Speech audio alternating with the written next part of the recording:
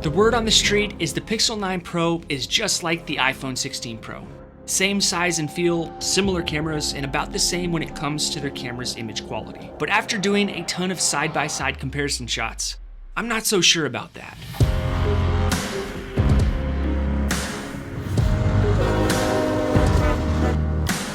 I'm here to share with you my findings between these two modern marvels, especially when it comes to their camera systems. If you look at these two shots on the surface, they look very similar. And that's with me pulling both of these cameras out of the box and just going out and starting to shoot with them. But when we start to drill down and put them into specific shooting scenarios, that's when I really start to see a difference. Take a look at this shot of the train that I got with both of these cameras in a very low lit condition. Camera A has more banding in the sky, which occurs when there's not enough tonal values to smoothly transition between colors. This is caused by overcompression of the image, which leads to a loss of detail in the gradients of the sky. And when I go back and forth like this, you can see how much noise is present in the logo of the train compared to camera B. The noise that you're seeing between these two shots suggests to me that camera B has better noise reduction processing when you're shooting in low light conditions. However, take a look at this shot that I got with both wide angle cameras. Both phones were exposed exactly the same. I used the native camera apps and I did no post-processing on either of these clips. You can clearly see a difference in the sky color, but look at how different the building color is. Camera A presents a completely different color saturation, which I happen to like a little bit more because it looks a little bit more realistic to me. But the bottom line is they definitely have different colors to them. Or take a look at this shot when I zoom in with both cameras.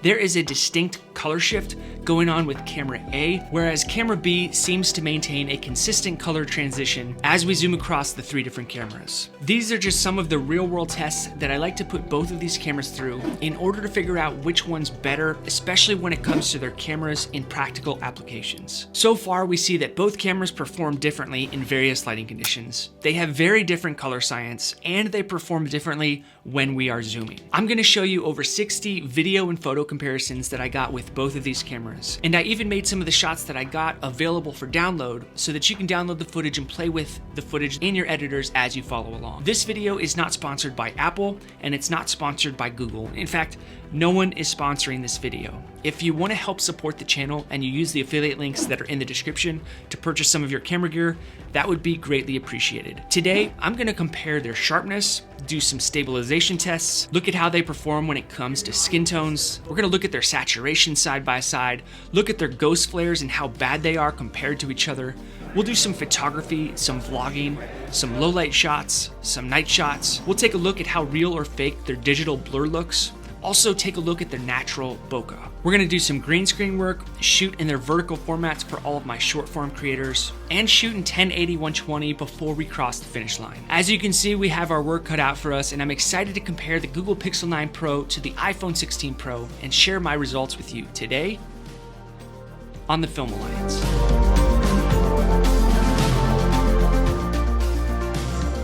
Before we get into their differences in image quality and color science, let's talk about their noticeable differences like their body design, their pricing, and their usability. The pricing is where we are going to start out. The iPhone 16 Pro starts at $999 US, and that is for the 128GB version. And as of the time of recording this video, you can get a brand new Google Pixel 9 Pro for $849 with the 128GB version. So both of these cameras have a very similar price point, making it an even matchup and forcing us to look much closer at their image quality. Both phone cameras were released in September of 2024. If you're new here, nice to meet you. My name's Joe, and I cover camera reviews like this and camera comparisons, and if you like videos like this one, make sure to join the Film Alliance by subscribing.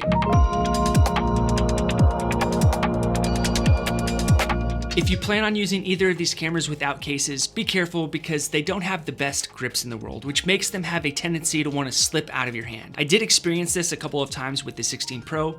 It fell out of my hands, and thankfully I was on a carpeted surface, but that's why I recommend picking up a phone case for either of these cameras. Because not only will that give you a better grip, but also protect it in case you drop it. This phone case has a cover so I can protect the cameras from being scratched, and also lint that might be in my pocket. Both cameras weigh about the same. In my hand, they have the same exact feel to them. And looking at both of them in my hand, I wouldn't know which one is which. That's how similar they are. And their displays look, perform, and feel about the same. They both have USB-C ports on the bottom, which you could use for transferring data and charging the phone, along with a few other things. And both cameras have side buttons. The 16 Pro has buttons on both sides, which means if you're hooking it up to a tripod, be careful that you don't squeeze the phone in the wrong spot because you'll end up calling emergency services. It happened several times as I was creating this video. I didn't call emergency services, but it was about to activate, so I had to pull it off the tripod really quick before it got to that point. And the 16 Pro has a little camera button up here that you can use for various ways to control your camera, but I never ended up using that. Because both of these phone cameras have touch displays with excellent touch capabilities, I prefer to not even use the buttons at all. I just use the displays and the touch functionality. And off the bat, you can see that they both have about the same size display. You can get a larger display if you decide to get the larger modeled version of both of these phones, which might be a good idea if you want to see what you're filming or shooting even better. But for me, this size display is just fine. Both displays are so much alike, it would be super easy for me to mix up which one is which if I didn't see their user interface. The Pixel 9 Pro has a 50 megapixel camera, a 48 megapixel ultra wide camera with macro focus capabilities, and a 48 megapixel telephoto lens. The iPhone 16 Pro has a 48 megapixel sensor on the 1x camera, a 48 megapixel on the ultra wide, and a 12 megapixel camera on its telephoto camera. And here is your first major distinction between both of these cameras, which is the telephoto lens. In this shot, I zoomed in on the track runners using both of the camera's telephoto lenses, and it's evident that the 16 Pro produces a significantly noisier image than the Pixel 9 Pro. I noticed this consistently across the board as I shot with both cameras, in both video and photo. But when it comes to zooming while you're doing video, look at how the color transitions in that green saturation of the field when you cross over the two different cameras when zooming in with the Pixel 9 Pro. I remember this being an issue with previous Pixels, but it seems to me like it still is an issue. The 16 Pro maintains a very consistent color as we zoom across the cameras. So where you lose out on a sharper telephoto lens, you gain on having some extra color transition accuracy when you're zooming in with the iPhone 16 Pro. When it comes to settings within the Pixel 9 Pro, you get a lot more than you do with the 16 Pro, but a big difference is that the 16 Pro can shoot in 4K 120 frames per second, whereas the Pixel 9 can only shoot in 4K up to 60. The Pixel 9 does have 8K video recording up to 30 frames per second using an AI algorithm, so I would prefer to not even use that because it's just gonna fill up my storage space a lot faster and it's not a true 8K. For video on the Pixel 9 Pro, you can control the white balance and the exposure compensation, and of course tap to focus. If I switch the Pixel 9 Pro over to photography, I have a lot more manual control. I can control my ISO, my shutter speed with the slider, my focus, my white balance, and a few other exposure tools, but the aperture is set in place, which makes it not 100% controllable when it comes to exposure. But when I'm shooting video with the iPhone 16 Pro, I'm allowed in the native camera app to have control over the exposure compensation, but that's about it. If I want more control over its focus and its white balance, then I'll have to download the Final Cut camera app. But I didn't download the Final Cut camera app for this video, I just used their native camera apps. And for this shot right here, as you can see, I more or less exposed for the highlights, and I was able to do that with the exposure compensation control on both cameras. I like to get shots like this so I can see where both cameras have strengths and weaknesses and if it can truly expose for that lit area. In this case, I was underexposed by -2 and I couldn't fully expose for that backlight, but it turned out okay. When you're shooting video, you do not have control over your shutter speed with either of these cameras unless you download another app. When it comes to photography with the 16 Pro, you've got exposure compensation, some color undertone adjustments, along with setting some fake aperture digital blur that doesn't look very realistic to me. I did an A-cam B-cam setup using the digital blur that both of these cameras offer. It's called Blur on the Google Pixel 9 Pro, and it's called Cinematic Mode with the iPhone 16 Pro. I thought they looked pretty close, but the more that I looked at it, the Pixel 9 Pro seemed to have a more natural blur to me. After I was done shooting in their blur modes, I switched it over to the normal camera to see how that blur looked. I also happened to think that the natural blur on the Google Pixel 9 Pro looked more realistic than the blur that I was getting from the iPhone 16 Pro. I can almost tell that the 16 Pro shot was shot on an iPhone, whereas I probably wouldn't be able to 100% tell that this one was shot with a phone. There are a lot more settings that come within these cameras, but I don't want to spend the entire time talking about them. I'm more concerned about how the cameras actually look when it comes to image quality and which ones look more realistic. Both cameras do have different modes, like photography, video, and time-lapse. But the Google Pixel 9 Pro has a night sight for low light shooting and pan for smooth video linear pans, which is a couple pretty cool features that you don't get with the 16 Pro. Also, one more feature that's pretty cool is the Pixel 9 Pro has an Add Me feature. This is where you can take a picture of someone and then switch spots with that someone and have them take the other picture, and then the Pixel 9 Pro will seam that photo together in camera. Or you could just turn the camera around and take a selfie. One huge advantage the iPhone has over the Pixel 9 Pro is being able to shoot in Apple Log. You can download the Motion Cam app for the Pixel 9 Pro and be able to shoot raw video, but you'll have to pay $29 US to shoot anything longer than 5 seconds. Both cameras also have different picture profiles when you're shooting photography. And speaking about photography, the Pixel 9 Pro has something called the Magic Editor, which is basically an in-body editing software which removes things like changes your skies or takes someone out of the frame. It's basically what you can do in Photoshop. Both cameras can shoot in 1080, 120, so I had to get one of those shots to see which one looked more sharp, which one looked more realistic, and you can tell me which one you like better and why.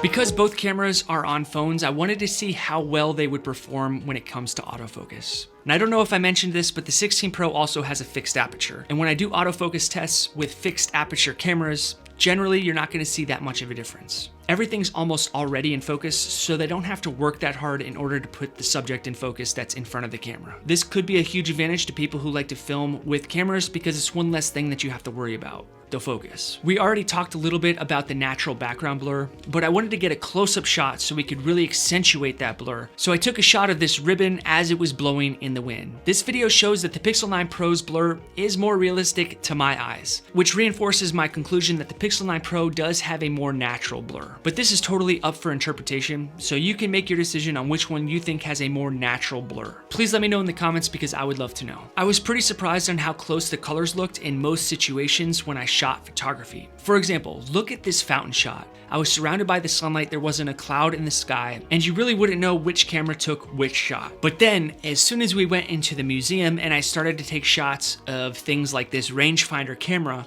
you can see how different the white balance really shifted. And I don't think it's a matter of which camera produces a better image, because both cameras are very similar, but it's more about how both cameras interpret what the white balance is. So in other words, how the sensors of the cameras interpolate the light and then reproduce that image. But then in the same 2-minute span, I went and got this shot of the radio, and now both images look the same. So it really comes down to how they both interpret the white balance when you're indoors. When I went back outside, I got this wide shot of the building using both of the wide cameras. And you can kind of see a little bit more distortion with the 16 Pro than the Pixel 9 Pro. It just looks a little bit less natural. And the same thing with the shot of the entryway.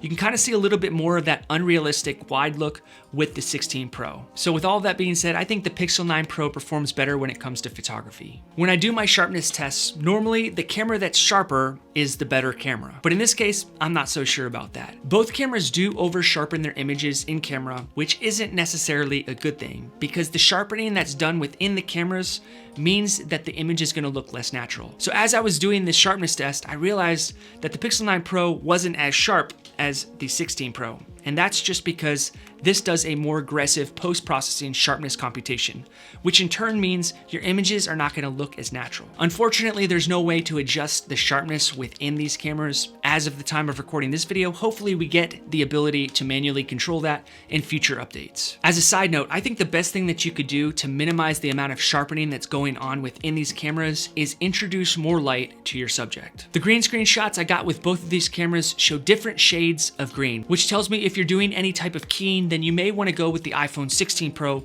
because that has more of a true green look, whereas the Pixel 9 Pro has more of a hue, which may be problematic when it comes to keying out your image. Now, I did not have any issues when it came to keying out both of these products, but in the past when I've used phones like this to do green screen work, I do come across issues. Factors like color temperature and white balance settings during the shoot can also influence the final output, so make sure you maintain control of your white balance if you're doing green screen work with the Pixel 9 Pro. When I did a macro shot, I saw a little bit more of the same thing that we saw when we were talking about sharpness. The iPhone looked a little bit sharper, but less realistic to me, and it's for that reason that I prefer the macro shot of the Pixel 9 Pro, because it's a little bit more natural looking. Also, you can see that same situation happening that we had in the museum where the white balance changes between these two cameras when you're shooting indoors. And I also saw a little bit of the same thing when I was doing these overhead product shots. Now I'm just gonna pause right here for a second while you guys take a look at these overhead shots.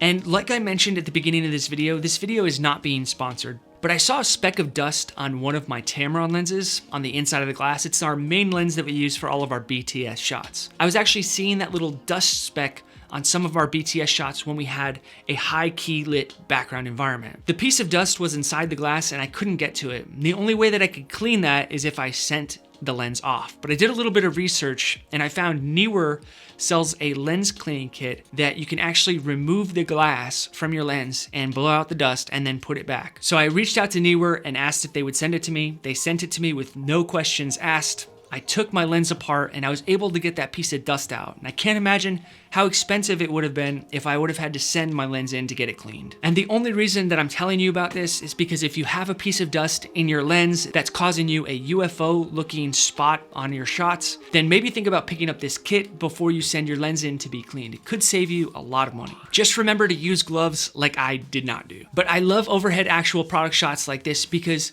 I can see what the skin tones look like and I can see how the auto white balance is affected when we are indoors. If I was a beginner content creator and I didn't have a dedicated camera, then I would absolutely use either of these phone cameras, maybe say on a nice slider, to get some really good looking product shots. I think both of them performed well for this test. I like to look at the background, I look at how sharp the edges are, and I also look to see if there's any noise going on in the shadow areas. In the same breath, as a content creator, you would also want to be doing vertical content, so I made sure to add some vertical shooting test shots with both of these cameras as well. On this first vertical test that we did, you can see that I was getting the silo, and I like to look at how the sun reflects off of the glass. And in this case, I happened to notice that the 16 Pro had more spheres in its flare, so I prefer the look at the Pixel 9 Pro. We are going to talk about ghost flares later in this video. I noticed that when I was doing these vertical shots, the stabilization in the 16 Pro outperformed the Google Pixel 9 Pro. Now, why this could be, I have no idea. This was just a standstill shot where I was parallaxing around these trophies. They should have been pretty stabilized, but as you can see, the Pixel 9 Pro was kind of unsteady. But that's only when I went side to side. When I did a kind of forward push and tilt up motion like I did for these arcades, I didn't notice that much of a stabilization issue with the Pixel 9 Pro, just when I was going side to side. So as a content creator, you're also gonna wanna probably vlog. So I threw both of these cameras up at arm's length and shot with the rear-facing cameras so I could get the highest image quality, and this is what that looked and sounded like. Here we're doing a vlog shot with the Google Pixel 9 Pro. I'm in a museum, so I'm keeping my voice down, but I want to see how the native sound sounds within the camera itself. All right, here's my one-times camera with the iPhone 16 Pro, and we are doing a vlog setup. Can't see the display, but I know it's gonna be better than using the front-facing camera, which doesn't give me the highest image quality. As you can see, I prefer using the one-times camera over the ultra-wide camera because I think it looks more realistic. The ultra-wide camera kind of makes your head look small and it makes the whole frame look a lot bigger. So I prefer to do that one-times look with the arm fully extended. For the most part, I was pretty shocked at how closely both of these cameras' image quality was when we were shooting outdoors in program auto exposure. Not that you can shoot in manual exposure, but just having both cameras exposed at 0.0. And just putting them side by side, you can see how close the sky colors are and how the motion blur looks about the same in the truck. But think about the types of artistic shots you can get with these small little phones, like this tire shot that I got, simply by just putting these on a tripod and flipping the tripod upside down. Makes it look like one of those really cool looking movie type shots. So when you're in those types of situations, the image quality is indistinguishable. So I wanted to really get to the heart of the colors out of both of these cameras, and I threw them up against each other in front of a color checker. By looking at these colors, you can tell that the auto white balance is warmer with the Google Pixel 9 Pro than the iPhone 16 Pro, which is what we've been seeing pretty much through this entire video, especially when we look at the whites. The whites are a little bit darker with the Pixel 9 Pro, and the grays are a little bit darker as well. But look at how the blues and the greens and the reds are pretty close. You can really see a big difference in the whites and the grays. The Pixel 9 Pro seems to be a little bit darker, especially when we look at the saturated colors like the green and the reds. But where we really start to see the colors come together is in the oranges and the browns. And like I mentioned, both of these cameras don't have any type of picture profiles when it comes to shooting video. You can see that their standard color profiles in real world situations like me getting out of this truck seems to be pretty similar, which is probably why a lot of people think both of these cameras have a lot in common. But when I put both of these cameras into various configurations, like flipping them upside down on this tripod over the water, you can clearly see a difference in the sky color. And the same thing with this fountain shot in 4K 60. I use the ultra wide cameras for both of these, and you can see that the Google Pixel 9 Pro is a little bit more shaky than the 16 Pro. So to test that stabilization out even further, we did a test where I was walking as smoothly as I possibly could, straightforward, and both cameras performed about the same when I was holding them horizontal, with a little bit of swaying going on with the Google Pixel 9 Pro, but that could have been user error. I have heard that you get better stabilization performance, and that would actually be a great help if you were in a low light environment. When I did these low light shots of this little town at golden hour, I really didn't see much of a difference. And when I say I didn't see much of a difference, I'm talking about the noise that you get in the shadows. Or when we look at these fountain shots, the water that's shooting up is still very clear. It's not mushing together like I've had with cameras in the past. But we're not so far into the low light hour where you start to see banding in the skies. That happens more at night. And don't forget that low light is different than night shots, which we will cover in a little bit, but for now, all of these low light shots that I got were about the same, or at least to me, they looked about the same. If you knew which camera was which in the beginning of this video, then you have a pretty good eye, because up until I created this video, I always thought that the Pixel 9 Pro was going to perform better at night. I don't know why I thought that, I just had a gut feeling, especially because it has the night sight feature and the ability to shoot in 8K. And when that may be the case, the iPhone still outperformed, at least when we got this train shot looking into the brightened sky. But when I flipped the cameras around and I shot them in different directions so they weren't being backlit anymore, they performed almost exactly the same. This tells me that the Google Pixel 9 Pro was picking up on that light that was coming from the sky in the background in that first train shot, and it was over-processing the darks, whereas the iPhone was able to interpolate the light better. And when I'm in a very dark environment, almost as dark as night with a bunch of neon lights everywhere in this arcade shot,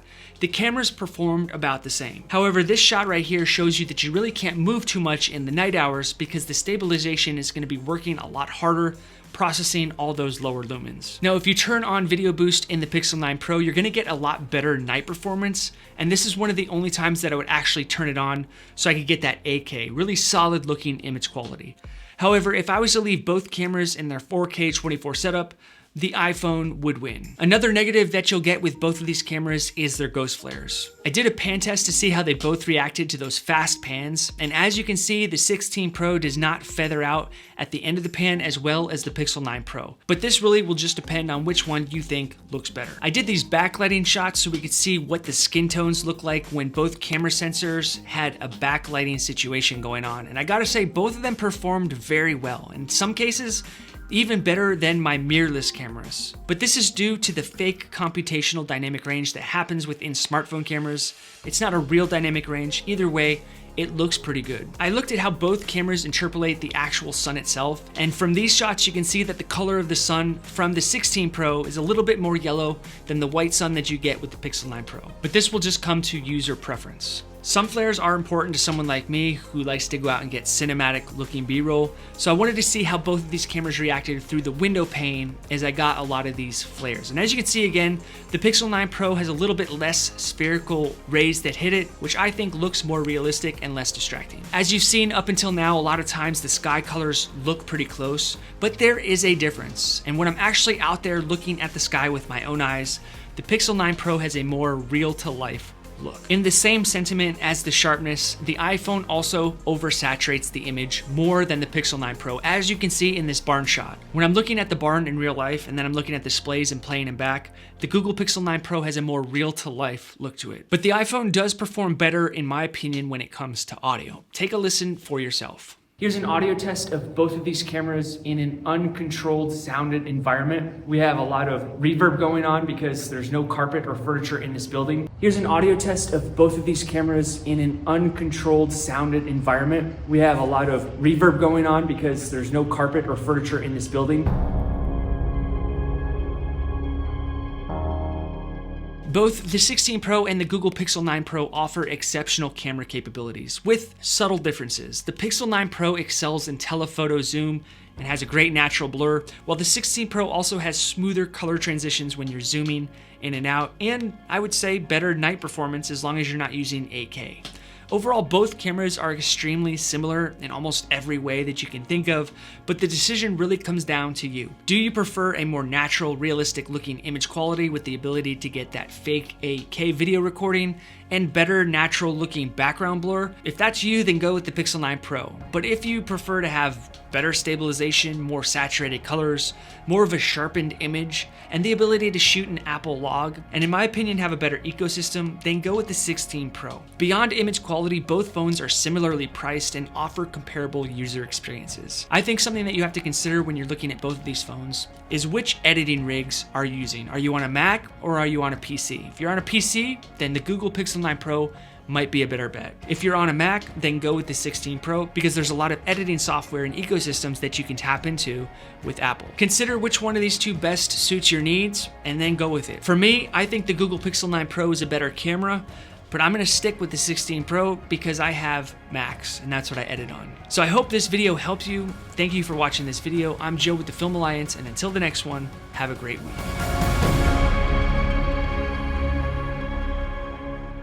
One of the most asked questions that I receive is which camera should I buy? I know that you want to make the right decision, and it's a big decision. You want to find the camera that best suits your needs and stays within your budget. Many of you know which camera might be for you, but you need some guidance pinpointing it and feeling confident in your decision. That's why I made this course. I want to put my camera experience and knowledge into a compact and easy to follow format. I jam-packed it with camera buying fundamentals that I guarantee you will carry through the rest of your camera journey. I base this entire course on all the things that I wish I had known or someone had told me when I first started out. From understanding different camera types and their features to matching them with your specific video and photography needs, this course covers it all. After finishing, I'm confident that you'll finally have clarity over every angle and aspect that you might consider when buying a camera. I'll guide you through my entire camera buying process, taking you 90% of the way there. That way you'll be well prepared to make your decision. This is essentially all the guidance that I would give my own brother if he asked me, "Hey Joe, which camera should I buy?" Now I'm going to share that insight with you.